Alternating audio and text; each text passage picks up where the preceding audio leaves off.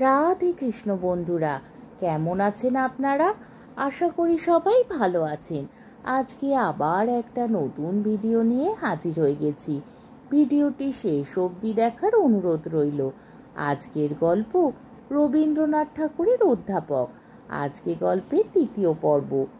উপরে উন্মুক্ত আকাশে প্রথম কৃষ্ণপক্ষের অপর্যাপ্ত জ্যোৎস্না, নিম্নে শাখাজাল নিবদ্ধ তরুশ্রেণীতলে খণ্ডকিরণ খচিত একটি গভীর নিবৃত প্রদোষন্ধকার, মর্মরিত ঘনপল্লবে দীর্ঘ নিঃশ্বাসে তরুতল বিচ্যুত বকুল ফুলের নিবিড় সৌরভে এবং সন্ধ্যারণ্যের স্তম্ভিত সংযত নিঃশব্দতায় তাহা রোমে রোমে পরিপূর্ণ হইয়াছিল। তাহারই মাঝখানটিতে আমার কুমারী প্রতিবেশিনী তাহার শ্বেত শুষ্ক বৃদ্ধ পিতা দক্ষিণ হস্ত ধরিয়া ধীরে ধীরে পদচারণা করিতে করিতে কি কথা কহিতেছিল। বৃদ্ধ সস্নেহে অথচ শ্রদ্ধাভরে ঈষৎ অবনমিত হইয়া নীরবে মনোযোগ সহকারে শুনিতেছিলেন। এই পবিত্র স্নিগ্ধ বিশ্রম্ভালাপে ব্যাঘাত করিবার কিছুই ছিল না। সন্ধ্যাকালে শান্ত নদীতে কশ্চিৎ দ্বারের শব্দ সুদূরে বিলীন হইতেছিল এবং অবিরল তরুশ্রাকার অসংখ্য নীড়ে দু একটি পাখি দৈবাৎ ক্ষণিক মৃদু কাকলিতে জাগিয়া উঠিতেছিল। আমার অন্তঃকরণ আনন্দে অথবা বেদনায় যেন বিদীর্ণ হইবে মনে হইল। আমার অস্তিত্ব যেন প্রসারিত হইয়া সেই ছায়ালোক বিচিত্র ধরণীতলের সহিত এক হইয়া গেল। আমি যেন আমার বক্ষস্থলের উপর ধীর বিক্ষিপ্ত পদচারণা অনুভব করিতে লাগিলাম, যেন তরু পল্লবের সহিত সংলগ্ন হইয়া গিয়া আমার কানের কাছে মধুর মৃদু গুঞ্জনধ্বনি শুনিতে পাইলাম। এই বিশাল মূঢ় প্রকৃতির অন্তর্বেদনা যেন আমার সর্বশরীরের অস্থিগুলির মধ্যে কুহরিত হইয়া উঠিল। আমি যেন বুঝিতে পারিলাম ধরণী পায়ের নিচে পড়িয়া থাকে, অথচ পা জড়াইয়া ধরিতে পারে না বলিয়া ভিতরে ভিতরে কেমন করিতে থাকে। নত শাখা বনস্পতিগুলি কথা শুনিতে পারে, অথচ কিছুই বুঝিতে পারে না বলিয়া সমস্ত শাখায় পল্লবে মিলিয়া কেমন ঊর্ধ্বশ্বাসে উন্মাদ কলশব্দে হাহাকার করিয়া উঠিতে চাহে। আমি আমার সর্বাঙ্গে সর্বান্তঃকরণে এই পদবিক্ষেপ, ওই বিশ্রম্ভালাপ অব্যবহিতভাবে অনুভব করিতে লাগিলাম, কিন্তু কোনো মতেই ধরিতে পারিলাম না বলিয়া ঝুরিয়া ঝুরিয়া মরিতে লাগিলাম। পরদিন আমি আর থাকিতে পারিলাম না। প্রাতকালে আমার প্রতিবেশীর সহিত সাক্ষাৎ করিতে গেলাম।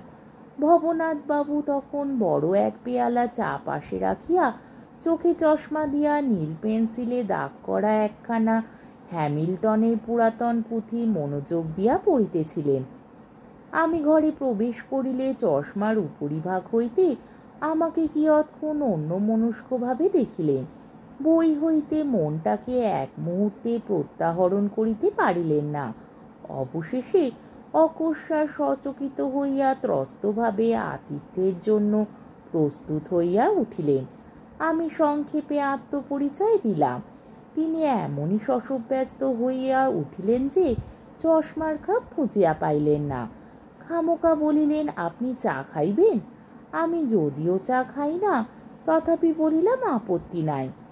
ভবনাথ বাবু ব্যস্ত হইয়া উঠিয়া কিরণ কিরণ বলিয়া ডাকিতে লাগিলেন।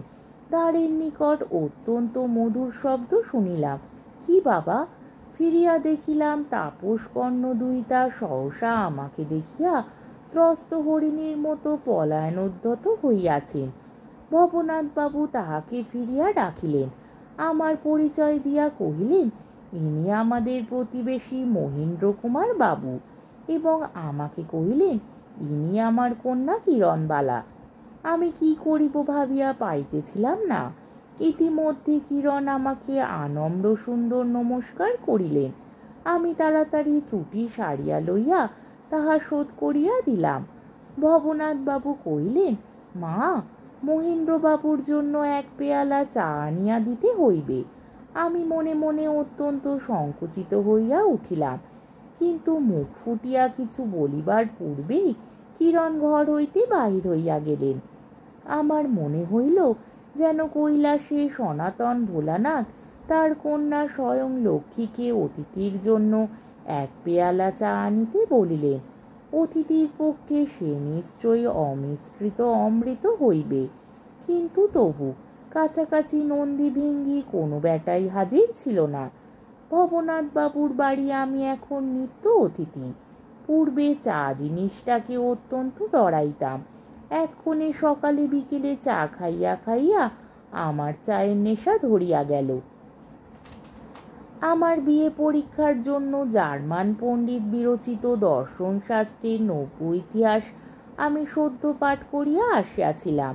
তদুপলক্ষে ভবনাথ বাবুর সহিত কেবল দর্শন আলোচনার জন্যই আসিতাম কিছুদিন এই প্রকার ভান করিলাম। তিনি হ্যামিল্টন প্রভৃতি কতগুলি সেকাল প্রচলিত ভ্রান্ত পুঁথি লইয়া এখনো নিযুক্ত রইয়াছেন, ইহাতে তাহাকে আমি কৃপামাত্র মনে করিতাম এবং আমার নতুন বিদ্যা অত্যন্ত আড়ম্বরের সহিত জাহির করিতে ছাড়িতাম না। ভবনাথ বাবু এমনই ভালো মানুষ, এমনই সকল বিষয় সসংকোচ যে আমার মতো অল্প বয়স্ক যুবকের মুখ হইতেও সকল কথা মানিয়া যাইতেন।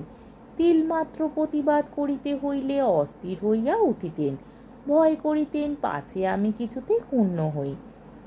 কিরণ আমাদের এই সকল তত্ত্বালোচনার মাঝখান হইতেই কোনো ছুতায় উঠিয়া চলিয়া যাইত। তাহাতে আমার যেমন ক্ষোভ জন্মিত, তেমনি আমি গর্ব অনুভব করিতাম। আমাদের আলোচ্য বিষয়ে দুরহ পাণ্ডিত্য কিরণের পক্ষে দুঃসহ। সে যখন মনে মনে আমার বিদ্যা পর্বতের পরিমাণ করিত, তখন তাহাকে কত উচ্চেই চাহিতে হইত। কিরণকে যখন দূর হইতে দেখিতাম, তখন তাহাকে শকুন্তলা, দময়ন্তী প্রভৃতি বিচিত্র নামে এবং বিচিত্রভাবে জানিতাম। এখন ঘরের মধ্যে তাহাকে কিরণ বলিয়া জানিলাম। এখন আর সে জগতের বিচিত্র নায়িকার ছায়ারূপিণী নহে, এখন সে একমাত্র কিরণ। এখন সে শত শতাব্দীর কাব্যলোক হইতে অবতীর্ণ হইয়া অনন্তকালের যুবক চিত্তের স্বর্ণস্বর্গ পরিহার করিয়া একটি নির্দিষ্ট বাঙালি ঘরের মধ্যে কুমারী কন্যা রূপে বিরাজ করিতেছে। সে আমারই মাতৃভাষায় আমার সঙ্গে অত্যন্ত সাধারণ ঘরের কথা বলিয়া থাকে, সামান্য কথায় সরলভাবে হাসিয়া ওঠে। সে আমাদেরই ঘরের মেয়ের মতো দুই হাতে দুটি সোনার বালা পরিয়া থাকে। গলার হারটি বেশি কিছু নয়, কিন্তু বড় সুমিষ্ট। শাড়ির প্রান্তটি কখনো কবরীর উপরিভাগ বাঁকিয়া বেষ্টন করিয়া আসে, কখনো বা পিতৃগৃহের অনভ্যাসবশত চ্যুত হইয়া পড়িয়া যায়। ইহা আমার কাছে বড় আনন্দের। সে যে অকাল্পনিক, সে যে সত্য, সে যে কিরণ, সে যে তাহা ব্যতীত নহে এবং তাহার অধিক নহে, এবং যদিচ সে আমার নহে, তবুও সে যে আমাদের, সেজন্য আমার অন্তঃকরণ সর্বদাই তাহার প্রতি উচ্ছ্বসিত কৃতজ্ঞতারসে অভিষিক্ত হইতে থাকে। একদিন জ্ঞানমাত্রেরই আপেক্ষিকতা লইয়া ভবনাথ বাবুর নিকট অত্যন্ত উৎসাহ সহকারে বাচলতা প্রকাশ করিতেছিলাম। আলোচনা কিয়দ্দূর অগ্রসর হইবা মাত্র কিরণ উঠিয়া গেল এবং অনতিকাল পরেই সম্মুখের বারান্দায় একটা তোলা উনান এবং রাঁধিবার সরঞ্জাম আনিয়া রাখিয়া ভবনাথ বাবুকে ভর্ৎসনা করিয়া বলিল, বাবা, কেন তুমি মহেন্দ্রবাবুকে ওই সকল শক্ত কথা লইয়া বৃথা বকাইতেছ? আসুন মহেন্দ্রবাবু, তার চেয়ে আমার রান্নায় যোগ দিলে কাজে লাগিবে। ভবনাথ বাবুর কোনো দোষ ছিল না এবং কিরণ তাহা অবগত ছিল, কিন্তু ভবনাথ বাবু অপরাধীর মতো অনুতপ্ত হইয়া ঈষৎ হাসিয়া বলিলেন, তা বটে, আচ্ছা, ও কথাটা আর একদিন হইবে। এই বলিয়া নিরুদ্বিগ্ন চিত্তে তিনি তার নিত্য নিয়মিত অধ্যয়নে নিযুক্ত হইলেন। আবার আর একদিন অপরাহ্নে আর একটা গুরুতর কথা পাড়িয়া ভবনাথ বাবুকে স্তম্ভিত করিয়া দিতেছি, এমন সময় মাঝখানে আসিয়া কিরণ কহিল, মহেন্দ্রবাবু, অবলোকে সাহায্য করিতে হইবে। দেয়ালে লতা চড়াইব, নাগাল পাইতেছি না, আপনাকে এই পেরেকগুলি মারিয়া দিতে হইবে। আমি উৎফুল্ল হইয়া উঠিয়া গেলাম। ভবনাথবাবুও প্রফুল্ল মনে পড়িতে বসিলেন। এমনই প্রায় যখনই ভবনাথবাবুর কাছে আমি ভারী কথা পাড়িবার উপক্রম করি, কিরণ একটা না একটা কাজে ছুতো ধরিয়া ভঙ্গ করিয়া দেয়। ইহাতে আমি মনে মনে পুলকিত হইয়া উঠিতাম। আমি বুঝিতাম যে কিরণের কাছে আমি ধরা পড়িয়াছি। সে কেমন বুঝিতে পারিয়াছে যে ভবনাথবাবুর সহিত তত্ত্বালোচনা আমার জীবনের চরম সুখ নহে। বাহ্য বস্তুর সহিত আমাদের ইন্দ্রিয় বোধের সম্বন্ধ নির্ণয় করিতে গিয়া যখন দুরহ রহস্য রসাতলের মধ্যপথে অবতীর্ণ হইয়াছি, এমন সময় কিরণ আসিয়া বলিত, মহেন্দ্রবাবু, রান্নাঘরের পাশে আমার বেগুনের ক্ষেত আপনাকে দেখাইয়া আনিগে, চলুন। আকাশকে অসীম মনে করা কেবল আমাদের অনুমান মাত্র। আমাদের অভিজ্ঞতা ও কল্পনা শক্তির বাইরে কোথাও কোনো এক রূপে তাহার সীমা থাকা কিছুই অসম্ভব নহে। ইত্যাকার মন্তব্য প্রকাশ করিতেছি, এমন সময় কিরণ আসিয়া বলিল, মহেন্দ্রবাবু, 2টা আম পাকিয়াছে, আমাকে ডাল নামাইয়া ধরিতে হইবে। কি উদ্ধার, কি মুক্তি! অকুল সমুদ্রের মাঝখান হইতে এক মুহূর্তে কি সুন্দর কূলে আসিয়া উঠিলাম। অনন্ত আকাশ ও বাহ্য বস্তু সম্বন্ধে সংশয় জাল যতই দুচ্ছেদ্য জটিল হোক না কেন, কিরণের বেগুনের ক্ষেত বা আমতলা সম্বন্ধে কোনো প্রকার দুরহতা ও সন্দেহের লেশমাত্র ছিল না। কাব্যে বা উপন্যাসে তাহা উল্লেখযোগ্য নহে, কিন্তু জীবনে তাহা সমুদ্র বেষ্টিত দ্বীপের ন্যায় মনোহর। মাটিতে পা ঠেকা যে কি আরাম, তাহা সেই জানে যে বহুক্ষণ জলের মধ্যে সাঁতার দিয়াছে। আমি এতদিন কল্পনায় যে প্রেম সমুদ্র সৃজন করিয়াছিলাম, তাহা যদি সত্য হইত, তবে সেখানে চিরকাল যে কি করিয়া ভাসিয়া বেড়াইতাম তাহা বলিতে পারি না। সেখানে আকাশও অসীম, সমুদ্রও অসীম। সেখান হইতে আমাদের প্রতি দিবসের বিচিত্র জীবনযাত্রার সীমাবদ্ধ ব্যাপার একেবারে নির্বাসিত। সেখানে তুচ্ছতার লেশমাত্র নাই। সেখানে কেবল ছন্দ, লয়, সঙ্গীতে ভাব ব্যক্ত করিতে হয় এবং তলাইতে গেলে কোথাও তল পাওয়া যায় না। কিরণ সেখান হইতে মজ্জমানে হতভাগ্যের কেশপাশ ধরিয়া যখন তাহার আমতলায় তাহার বেগুনের ক্ষেতে টানিয়া তুলিল, তখন পায়ের তলায় মাটি পাইয়া আমি বাঁচিয়া গেলাম। আমি দেখিলাম, বারান্দায় বসিয়া খিচুড়ি রাঁধিয়া, মই চড়িয়া দেয়ালে পেরেক মারিয়া, লেবু গাছে ঘন সবুজ পত্ররাশির মধ্যে হইতে সবুজ লেবু ফল সন্ধান করিতে সাহায্য করিয়া অভাবনীয় আনন্দ লাভ করা যায়, অথচ সে আনন্দ লাভের জন্য কিছুমাত্র প্রয়াস পাইতে হয় না। আপনি যে কথা মুখে আসে, আপনি যে হাসি উচ্ছ্বসিত হইয়া ওঠে, আকাশ হইতে যতটুকু আলো আসে এবং গাছ হইতে যতটুকু ছায়া পড়ে, তাহাই যথেষ্ট। ইহা ছাড়া আমার কাছে একটি সোনার কাঠি ছিল, আমার নবযৌবন; একটি পরশ পাথর ছিল, আমার প্রেম; একটি অক্ষয় কল্পতরু ছিল, আমার নিজের প্রতি নিজের অক্ষুণ্ণ বিশ্বাস। আমি বিজয়ী, আমি ইন্দ্র। আমার উচ্চশ্রবার পথে কোনো বাধা দেখিতে পাই না।